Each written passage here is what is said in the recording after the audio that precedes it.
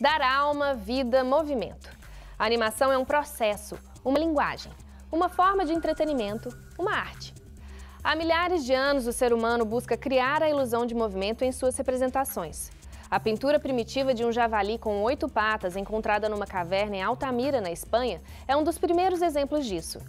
Mas a projeção de técnicas como desenho animado e stop motion ocorre somente no final do século XIX.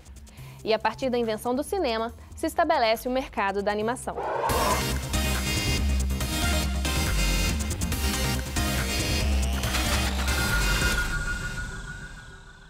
The Enchanted Drawing, do norte-americano James Stuart Blackton, é uma experiência de animação pioneira no cinema, feita em 1900. 8 anos depois, o francês Émile Cohl realiza Fantasmagorie, um dos primeiros curtas de animação da história.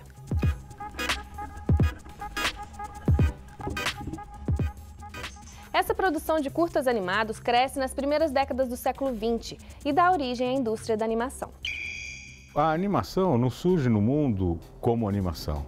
Ela surge no mundo como uma evolução do cinema, principalmente com relação àqueles filmes com efeitos especiais, né?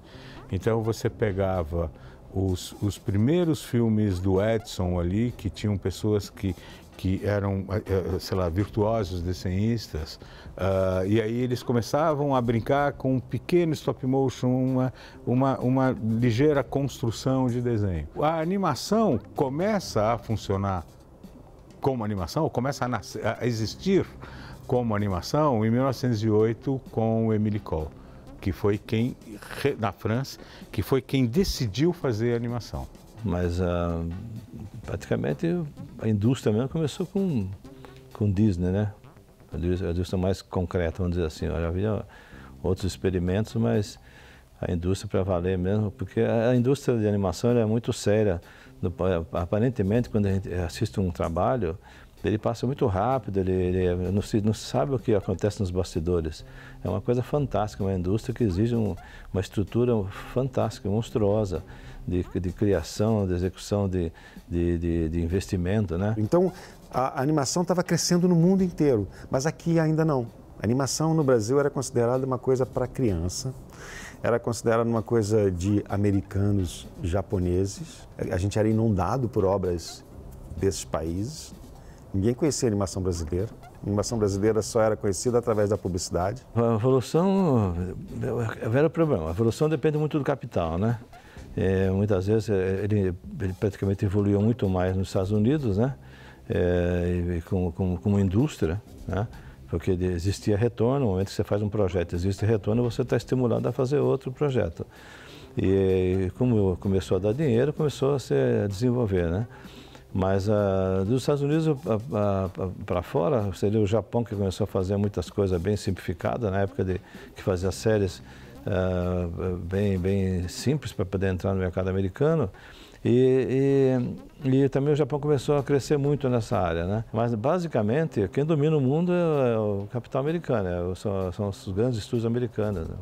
DreamWorks, Disney, e Sony, essas empresas grandes que Pixar, né, que é a melhor de todas, que está associada à Disney, né, são os que dominam o mercado mundial. Oh, que lindas essas caminhas! Olhem, tem o nome de cada um deles. Mestre, Feliz, Atim, Dunga. Nomes gozados desses meninos. Zangado, Dengoso e Soneca. Agora também fiquei com sono. Na história da animação do mundo, a gente pode ver o momento da invenção do acetato, quando permitiu que você pusesse o boneco sobre o cenário, em 1914. Isso é a primeira grande revolução, né? A segunda grande revolução foi mais ou menos nesse período, a rotoscopia, a possibilidade de eu filmar uma pessoa e depois traçar e transferir esse movimento para um personagem. É assim que eles fizeram Viagens de Gulliver, é assim que os irmãos Fleischer fez Coco o Palhaço, etc.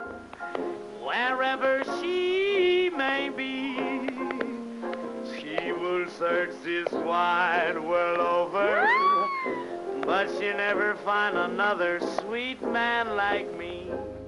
Aí a gente vai pegar uma outra transformação que eu acho que foi o som e a cor, sem dúvida nenhuma, né? Em 1928 o som levou a animação a um momento absolutamente impensável, né? Principalmente com o Mickey, a primeira animação sonora.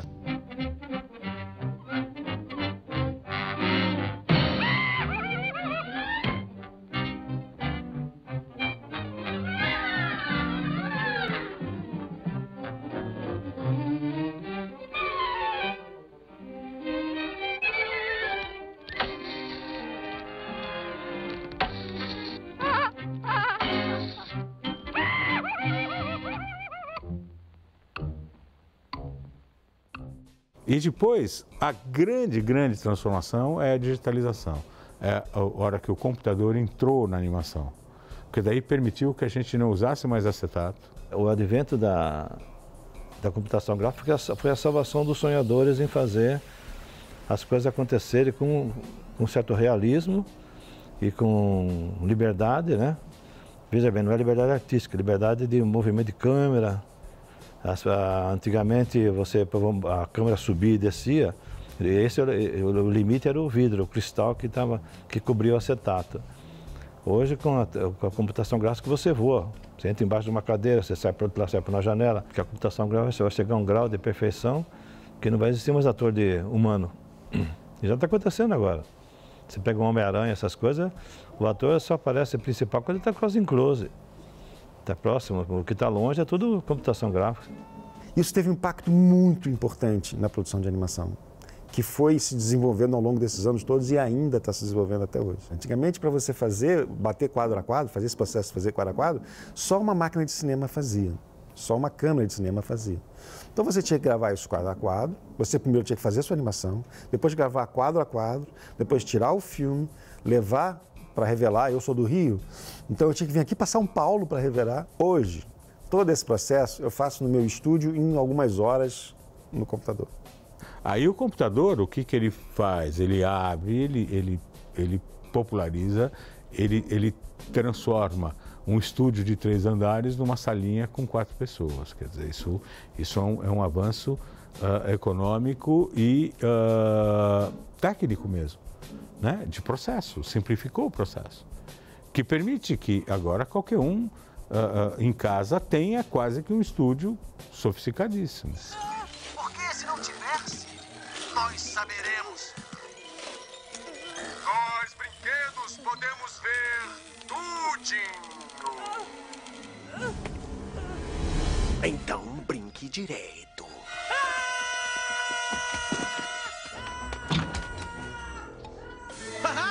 Conseguimos! Hoje em dia os grandes marcas são marcas econômicas, né? Porque eles têm uma mídia, investimento na mídia muito grande, né? Então alavanca qualquer filme. Quando você põe dinheiro em cima de qualquer projeto, as pessoas vão assistir, né? Mas os grandes marcas são os grandes filmes da Disney, da Pixar, né?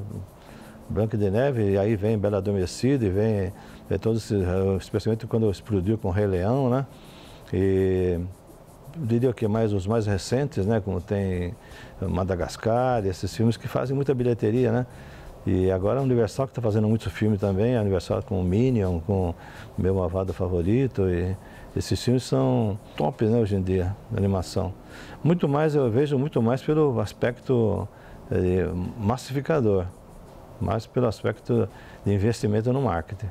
O mercado mundial está aquecidíssimo, né? Você pega quantos longas a gente está lançando por ano no mundo aí? Tá difícil até janela para lançar, sem bater. Você lança uma animação e colide com Minions, não tem jeito, né? Então você vê que tá muito mais aberto. Se está com muito mais produção, é porque tem muito público. você está investindo em desenvolvimento, em concepts. Artistas que fazem desenhos de conceito, traduzindo para o português, são aqueles onde o cara estuda a cor, estuda o formato do personagem, estuda a textura da imagem, como vai ser. Ele demora muito tempo para chegar àquilo, né? Você investe também em animações sofisticadas, né? Você vai ganhar com isso um mercado que é um mercado disputadíssimo, que são esses filmes da Pixar, da Disney, DreamWorks, Blue Sky. Tem que ser muito profissional. É só olhar lá fora. Você não vê um filme americano da Disney, da Pixar, um pior que o outro. Você pode ver, talvez a ideia não ser tão brilhante como o anterior, mas a qualidade técnica é uma perseguição constante. As pessoas perseguem a perfeição. O cinema tem que buscar isso.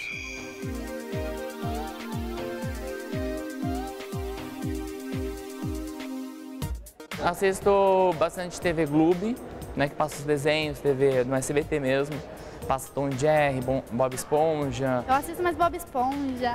Nos Estados Unidos é o Steven Universe, que é o Steven Universe que tem no Brasil. Apenas um Show. Uma coisa que me marca bastante assim foi Dragon Ball. É o Corcunda de Notre Dame. Pequeno Urso. Caverna do Dragão, He-Man. Eu acho que na TV aberta tem muito pouco. Agora eles estão, tipo, antigamente tinha TV Globinho, agora eles tiraram, né? Quem gosta, né, criança, geralmente faz o quê de manhã? Vai pra rua, vai fazer o quê? Não tem nada passando na TV. É uma pena, né, que não tenha mais na TV aberta, né, que é onde a maioria das pessoas tem acesso, né? Quem não tem TV fechada, faz como? Vai assistir o quê? Programa adulto? Não tem como. Então não tem uma coisa que uma criança vai conseguir seguir, entendeu? Não, porque eu assisto com a minha avó, eu e minha avó, tipo, nós se identificamos com isso, porque eu gosto de tipo de novela, ela gosta de outro, mas desenho nós duas assistimos junto e gosta do mesmo desenho. Não, eu adoro animação, não é coisa de criança. Não. É uma coisa que alegra, né? Não importa essa idade. É uma arte muito complexa, envolve um monte de profissionais de diversas áreas, assim, é coisa de gente grande. Eu vou ter 60 anos e quero assistir desenho, porque acho que não tem uma idade certa para você ver. Tipo, sim, você começa a ver quando é criança, mas dá pra vida toda. O marco inicial da animação no Brasil é o curta-metragem Kaiser, realizado em 1917 pelo cartunista Álvaro Marins. Mas o mercado nacional de animação surge apenas na década de 1960, com seu uso na publicidade. Nos anos 1980, graças aos estúdios Maurício de Souza, a animação começa a ganhar um pouquinho de espaço no cinema. E a grande virada no mercado brasileiro começa a partir da criação do Anima Mundi. Pessoal, vamos fazer uma coisa que abra mais a cabeça, que mostre mais o universo da animação e que dê possibilidade de vitrine, né, para a animação brasileira. Promover a animação mundial, mas principalmente promover a animação no Brasil. Naquela época a gente fez uma aposta, e era uma aposta que a gente, de risco, porque a gente tinha poucas fichas para apostar, mas a gente acreditava tanto que a gente apostou nisso, que é a capacidade brasileira na animação. Primeiro porque a animação é uma coisa, eu já vou avisando, a animação é uma coisa assim, que é um vírus altamente contagioso. E que eu saiba, até hoje não se inventaram a cura para isso. Então tem essa questão assim, de ser muito envolvente, muito sedutora a arte. Você brinca de Deus, assim, você dá vida para coisas que são plástico, papel, areia, celuloide, né? Aí eu acho que o Anima Mundi tem um papel fundamental. O Anima Mundi esse ano está fazendo 25 anos, esse ano 2017. O Anima Mundi é um festival que começou bem... Eles dizem que começou modestamente, mas acho que eles começaram bem legal. Eles começaram no momento onde havia uma necessidade dos animadores de ter um canal de se expressar, um canal para se encontrar. O Anima Mundi, eu diria que foi o maior incentivador da animação no Brasil, né? Eu diria que eles foram realmente seguiram o padrão internacional, a ausência de ter algum evento, um festival nessa magnitude no Brasil, né, que pudesse alavancar. Eles próprios talvez nem imaginariam que se tornaria um festival tão importante, porque você olhar para o Brasil, você não vê gente animando. No norte, sul, ninguém, só vê São Paulo. Praticamente quase nem o Rio de Janeiro, que tinha antes uma animação. E nesse momento, quando depois do Animamundi, as pessoas começaram a perceber que se ele faz, eu faço também, é possível fazer, vamos fazer. E aí que houve um boom, né, da animação no Brasil. Quando a gente começou o festival em 93, a gente fez uma retrospectiva da animação brasileira. Então a gente tinha à disposição da gente toda a história da animação brasileira para fazer sessões, a gente colocou 30 filmes. No segundo ano do festival, a gente ficou à espera de novos filmes. No terceiro ano, a gente ficou à espera de novos filmes, não apareceu nenhum. Era assim, era ainda assim, aquele processo de estagnação que o cinema estava passando. O cinema de uma maneira geral e a animação mais ainda. No quarto ano, a gente começou a ter surpresa e era aquilo que a gente começou a colher aquilo que a gente tinha plantado nos 3 anos anteriores. E aí começaram a aparecer filmes que foram feitos para o festival. E aí então a gente teve 7 filmes. Depois passaram para 15, depois passaram para 45, depois passaram para 150. Hoje a gente recebe por ano no festival mais de 300 filmes brasileiros por ano.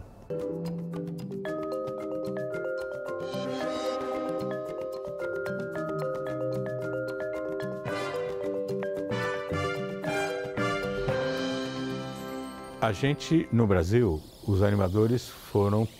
Toda a indústria da animação foi criada dentro da publicidade, que a gente trabalhava para televisão, né? Então você tem essas gerações formadas, todas com filmes de 30 segundos para televisão.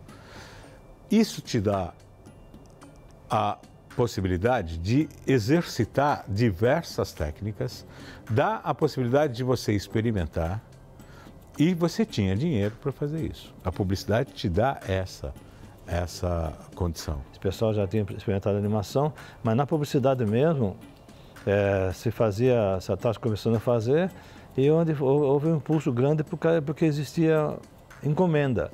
É o tipo do mecenas, aquele que encomenda, dá o dinheiro, você produz e vai a uma evolução natural. Depois do surgimento da televisão colorida, a coisa começou a evoluir muito mais, né? Por volta de 70, mais ou menos, né? 70 e pouco, e aí começou a ter mais solicitação de animação e o mercado evoluiu um pouco mais. Mas sempre foram poucos estúdios, né? Poucos idealistas, a animação nunca foi abraçada com muita seriedade, por exemplo, no ponto de vista da produção. Sempre foram artistas isolados que fizeram sempre isso, né? São sonhadores, né? Essa passagem se deu assim por necessidade de evolução, né? Você sair do comercial, porque existe uma inquietude natural no artista. O artista não quer ficar parado naquele universo pequenininho. Como qualquer outro ser humano, ele quer progredir, né? Em 53 foi lançada a Sinfonia Amazônica, o primeiro longa brasileiro de animação. De lá para cá, a gente lançou, até 2015, assim, cerca de 30 longas-metragens, né? De 2015 para cá, mais de 20 longas-metragens estão sendo produzidos. Mas eu ainda acho que ainda precisa um amadurecimento no mercado brasileiro para entender a plataforma de longa-metragem. Todas essas especificidades, prazos, graus de investimento, aonde se vai investir, em que etapa da produção é investido, né? Eu costumo falar que a cada centavo que você investe na preparação de um longa-metragem de animação, aliás, em qualquer produto de animação, qualquer centavo que você investe aqui, você poupa 5 centavos na produção. Quando você vai para o cinema, você tem um certo requinte, né? O cinema exige muito mais do que você fazer um filme para TV que passa muito rápido. O cinema, as pessoas pagam para ir ao cinema, né? E a gente tem um cuidado especial porque é a tela grande, né? Eu tenho a força! Ai, que vergonha! Peguem ele! Eles não podem fugir! Atrás deles! Desses fatores que levaram a esse aumento na produção, junto com o computador, junto com a criação do mercado pelo Animamundi, junto com a descoberta do público da animação brasileira e o carinho que o público teve pela animação brasileira, o financiamento. Aí vem as leis de incentivo à cultura. De uma forma geral, eles nem imaginavam que existia animação quando fizeram isso. Ninguém ia acreditar se eu falasse isso. Hoje, esse ano, por causa do festival, a gente refez esse levantamento e a gente descobriu que tem, na verdade, 45 séries brasileiras no ar. Isso é uma indústria que se criou mesmo. A gente pode falar, eu brinco, o pessoal do BNDES, que eles fazem uns levantamentos e aí mostram os levantamentos de mercado para a gente no fórum. E a gente fala entre a gente, no animador, pô, a gente virou setor da economia. E isso é uma conquista enorme. No Brasil também cresceu bastante essa área, né? Especialmente na área de série para TV.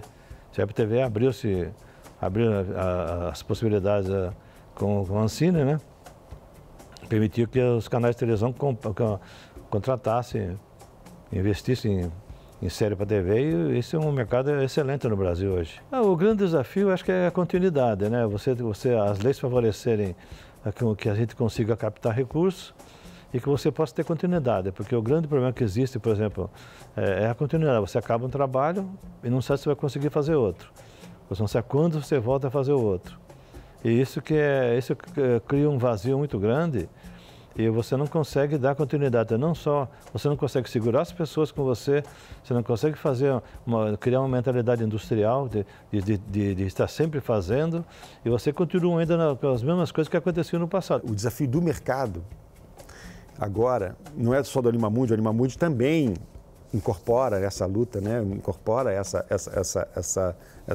esforço. É a gente tornar sustentável esses avanços que a gente fez. Ou seja, vários estúdios foram criados, vários investimentos foram feitos. Hoje em dia existem estúdios com 60 pessoas, 80 pessoas, 40 pessoas, o que demanda um investimento enorme, não só em pessoal, como equipamento, software, gestão, tudo isso.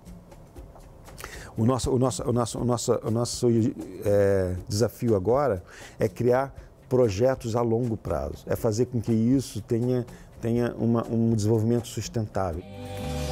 Hoje tem mais uma aventura, hoje tem mais uma missão. Qual será o mistério? Venha Pop indicar, pra entender o mistério todo mundo vai pensar. O perfil do animador, o perfil do realizador de animação não mudou, porque ele continua precisando ser apaixonado, dedicado, obstinado. Isso não tem jeito. A animação pede essa dedicação. Ela pede a dedicação mais do que qualquer outro tipo de entretenimento. Agora, ele precisa ter também um perfil empreendedor, né? Porque não adianta ele querer fazer arte, ele precisa negociar isso.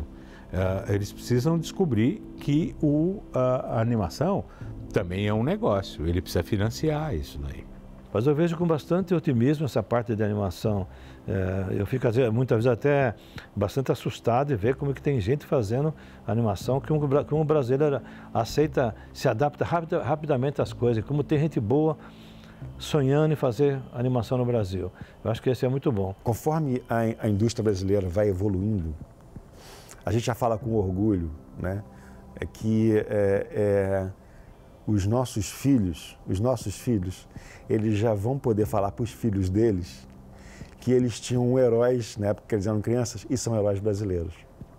Que eles gostavam de filmes de animação e eles vão falar dos personagens de animação que eles gostavam, e muitos desses personagens são personagens brasileiros. Isso é um ganho enorme, né? Isso é um ganho enorme. E é um ganho que a gente aos poucos está se dando conta e está aprendendo a lidar com isso, né? Para o público em geral, a Luna, o Peixonauta, o irmão do Jorel, o meu amigãozão, né? Tromba-Trem, são essas, Mônica, são esses vários personagens de animação que você conhece, só falando de nome todo mundo já lembra da figura. Para a gente, para o mercado, isso se chama propriedade intelectual. E propriedade intelectual é uma coisa que tem um valor enorme. A animação está presente em todos os meios e movimenta cifras bilionárias no Brasil e no mundo. Se no passado estávamos anos-luz atrás do mercado mundial, hoje essa distância tem diminuído. a arte de criar ilusão de movimento segue viva e cada vez mais lucrativa.